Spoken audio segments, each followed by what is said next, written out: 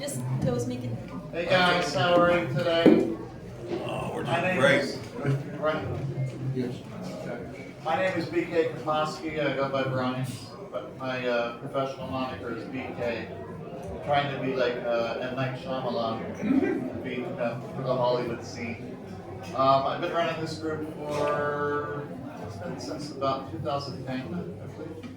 It's been a while. We have a lot of regular members. I appreciate you all coming out today. We have some really cool guest speakers that are joining us. And without further ado, I'm going to announce Angela Aquino, filmmaker, screenwriter.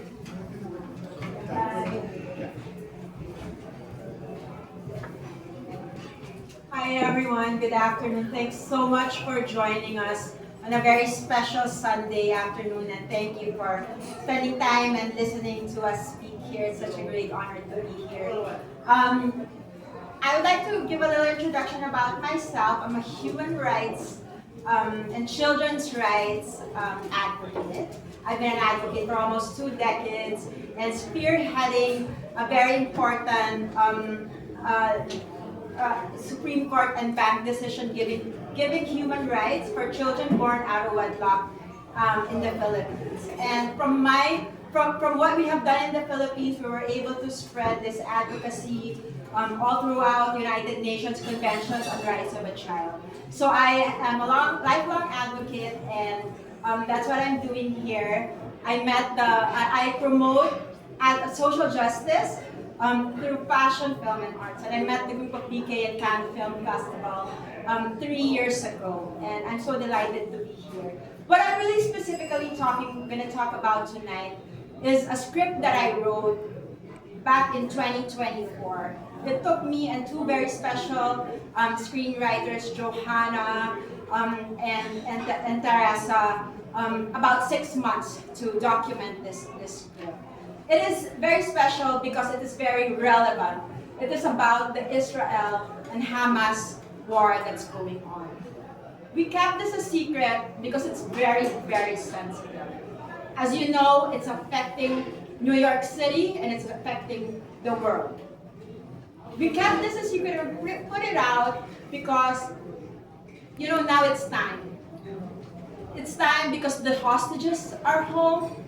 And it's time because we need to plant a seed on how we will treat ourselves and our neighbors and all this division for the future. So this script, I think what's very important and what I'm really saying is that when we have emotions of darkness, as we go through moments of questioning humanity, questions in our mind of how we are reacting and not standing up for others or not loving, I think it's very important when we are questioning ourselves and others that we document that and in a piece of paper. And that's our job as artists, that's our job as interpreters and documentary projects. I think that when we do this and capture this moment, we are given an opportunity to process, and we are given an opportunity to transform this darkness into light. Given that window of how we can change and how we can use our experience and use it for our future, and how do we use this to project a tomorrow that's going to be acceptable for us and for our children that we're going to leave behind. Why am I here as a, I think, as you guys know, that I'm also a candidate for state assembly next year.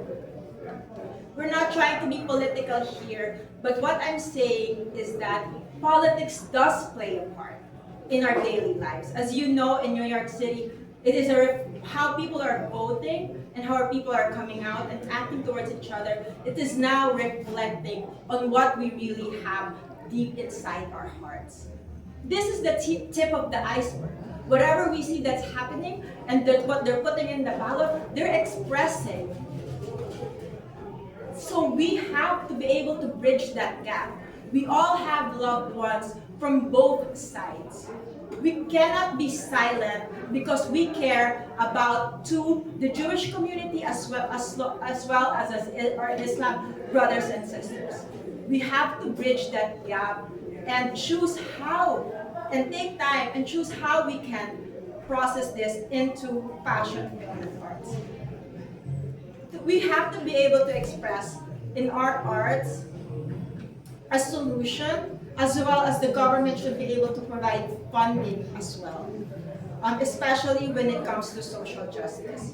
So that's why I'm here. I want to be able to promote the government has collaboration with artists, especially those promoting social justice in their work.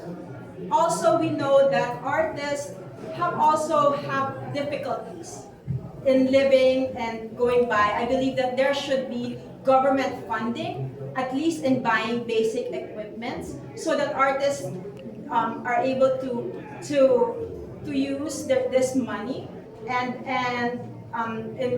buy the things that they need. At least a one-shot deal for them to have the base that they need, like cameras. It's amazing when you have money to buy equipment, camera, and computer, how far that can go for an artist's lives, as well as have some funding for it so that they can have their basic needs covered while they're fighting and processing to give beauty and to present their talents and their creativity for the future. We also here because we want to promote New York City as a filming capital, as a filming place destination. As you know, a film will probably cost around a couple of $1 million up to hundreds and millions of dollars. And I think that as a policymaker, we have to be able to promote that these, and that's why I'm here in New York, in New Jersey too, because I want to invite people and artists in New Jersey, and not just in New Jersey, but in Pennsylvania, Connecticut, to go ahead and please shoot in New Jersey. Artists all over the world and to promote in New York City. We want to promote this because we want the energy, we want the money and the funding being able to pull in the movie industry and be spent in our hometown. And I hope that I will encourage you guys to create more work that is socially relevant, and to create and to reflect love and unity in our work and collaboration, as well as open ourselves and our minds to expressing what we need to our policymakers. Thank you. Let me know if you guys have questions.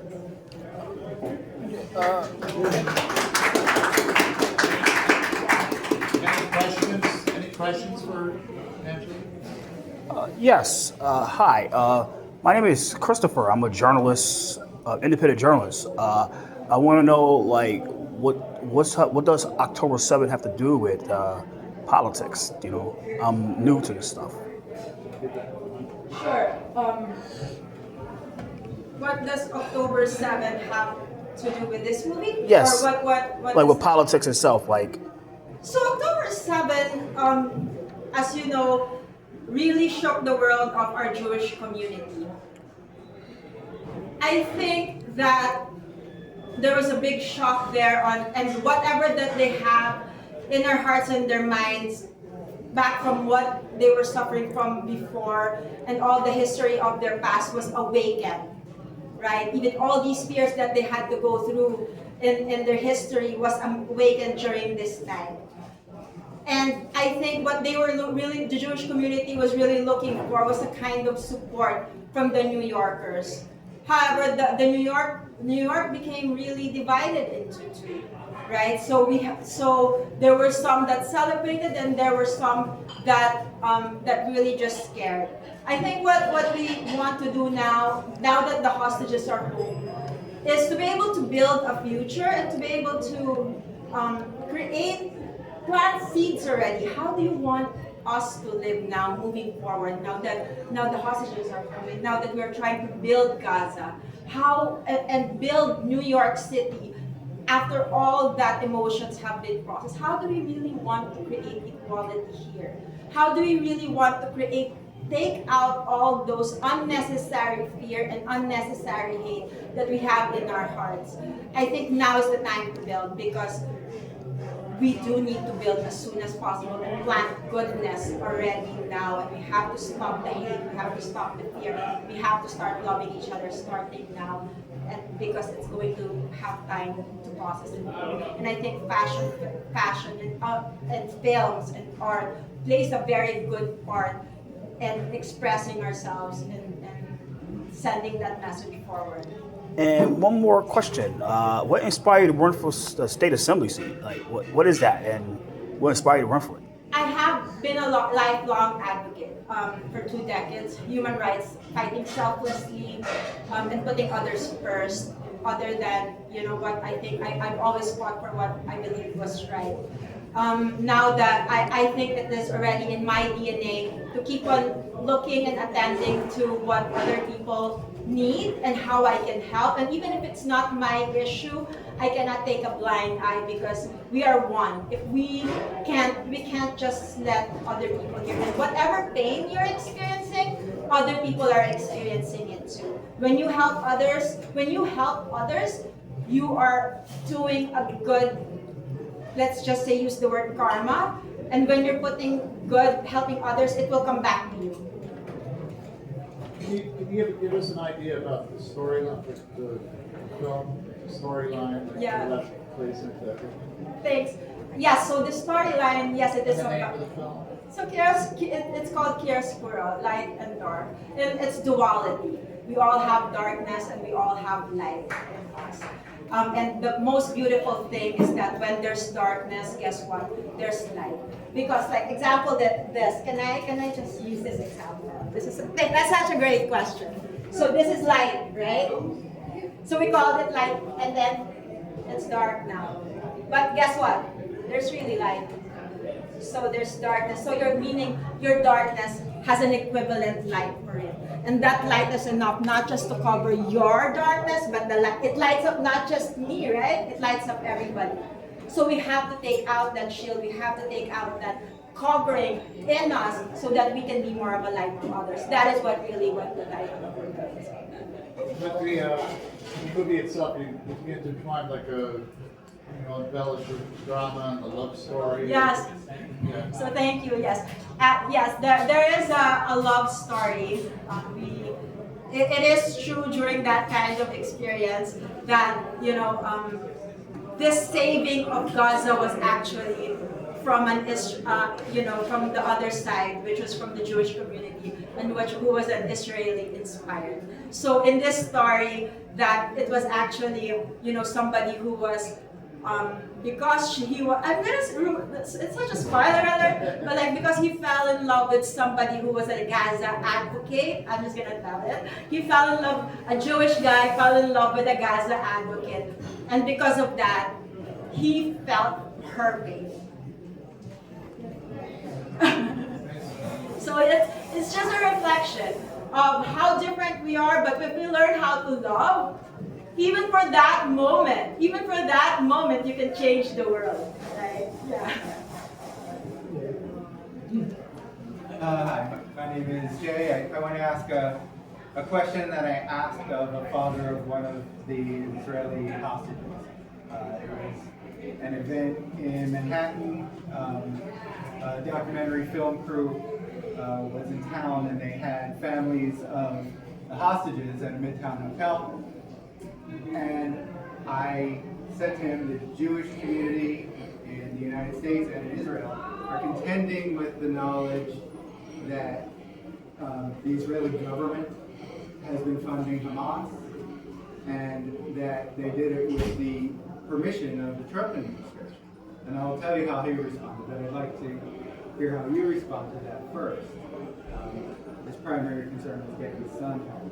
So how do you contend with that as a political person? What do we do? So, well, first of all, the question was, in case, am I getting your question correctly?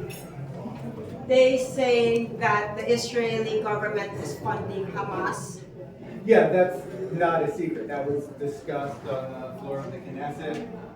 The Israeli government funds Hamas $30 million a month, routed through Qatar.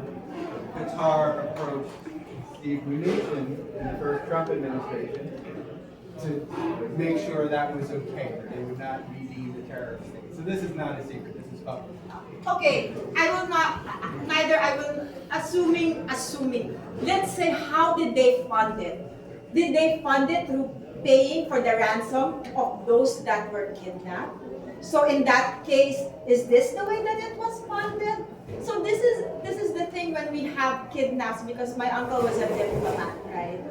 Sometimes when somebody is kidnapped, that's why these negotiations take so forever to finish, because these hostages, and I'm not just referring to Hamas here. When there is a hostage in a country, that's why it's called kidnap, right? Because there's an exchange. The exchange is usually money, right? So when you say, oh, did Trump fund this, or did US fund Hamas?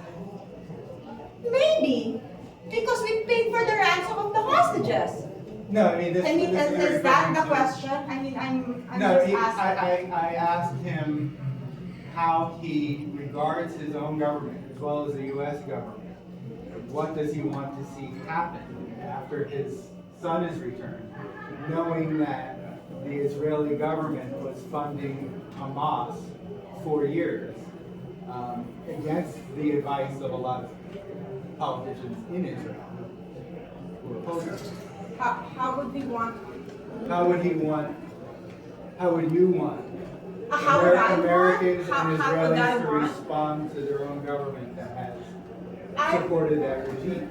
Thank you for the question, but how would I want? I want a good life for every child and for every woman, whether they are from a terrorist lineage or not, because they cannot be a terrorist forever. And this is what I mean about planting seeds. It's enough that we take out these calling, and putting people, but what took them there? What brought them there? Right? Is what the question. Why did they become like that? Were they born that way? Were they just married and given to that kind of life, and this is the life they know? Does this have to be the life that they know forever? I think what we want is a good future, and for them moving forward, to not be indoctrinated anymore, because maybe they're indoctrinated because they have to believe in this indoctrination. They have to, right? And this is how they grew up already. This is what they know. But do they have to be stuck that way forever? I think that is what we mean in planting seeds for the future, because I think no matter who you are, you're still a person. No matter if your father is a terrorist, you don't have to be one. So. Anyone else? I just got a quick question. Which assembly district do you represent? I represent District 74. It is NYU. A lot of film schools are there. A lot of artists are there. We are in the center of Lower East Side, as you know. We have, so it goes from the United Nations down to like Alphabet City, Jacob Rees. It's two very opposite polarities. We have your very rich, like even high income, $250,000 income, down to your lower income, $25,000 income, depending on snaps and NITRA. So it's very two opposite polarities that we're catering to in our district. District 74. Thank you. You're welcome. Thank you. Thank you so much. All right, you're welcome.